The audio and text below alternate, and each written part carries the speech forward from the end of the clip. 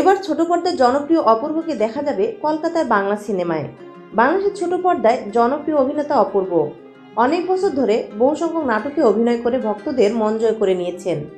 বাংলাদেশে এবং কলকাতায় অনেক জনপ্রিয়তা রয়েছে তার। অপূর্ব অভিনীত অধিক সংখ্যক নাটকে মানুষের হৃদয়ে জায়গা করে নিয়েছেন। তবে এবার তিনি কলকাতার সিনেমায় অভিনয় করেছেন। সিনেমাটি এবার মুক্তির পালা। সিনেমাটির নাম চালচিত্র।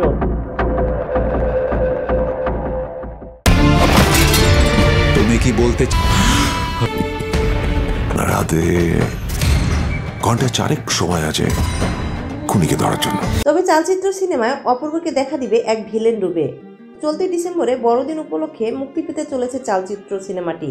এর মাধ্যমে সাকিব খান এবং জয়া আহসানদের পর টলিউডে অভিষেক হতে চলেছে এই অভিনেতার। গত অক্টোবর মাসে সিনেমাটির প্রকাশ পেয়েছিল ফার্স্ট লুক এবং পোস্টার, যেখানে পাওয়া যায় টান টান রহস্যের আভাস। সিনেমা জুড়ে অনেক লুকোচুরি খেলা রয়েছে। সিনেমাতে দেখা যায় কলকাতায় পূজার আগে কলকাতা শহরে আনাচে কানাচে একের পর এক নারী খুনের ঘটনা ঘটে চলেছে।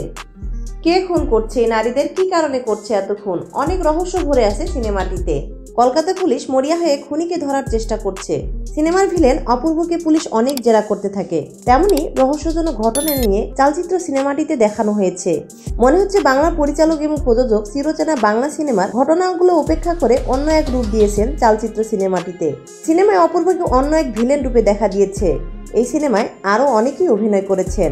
তবে চালচিত্র সিনেমার প্রধান আকর্ষণ কিন্তু অপূর্বই। দীর্ঘ 2 দশকের অভিনয় ক্যারিয়ারে পূর্বে একটি মাত্র সিনেমায় অভিনয় করেছিলেন অপূর্ব।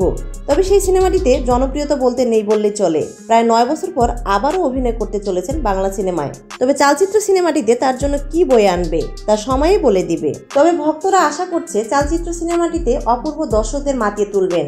এবার অপূর্ব এক নতুন অধ্যায় শুরু করবেন। যদিও অনেকেই আমরা বাংলা সিনেমার প্রতি অনীহা প্রকাশ করি, তবে সাম্প্রতিক কিছু বাংলা সিনেমা দর্শকদের ভালোই নজর কেড়েছে। তো অপূর্বকে আপনাদের কেমন লাগে কমেন্টস করে আমাদের জানাতে পারেন। ভালো থাকবেন, ধন্যবাদ।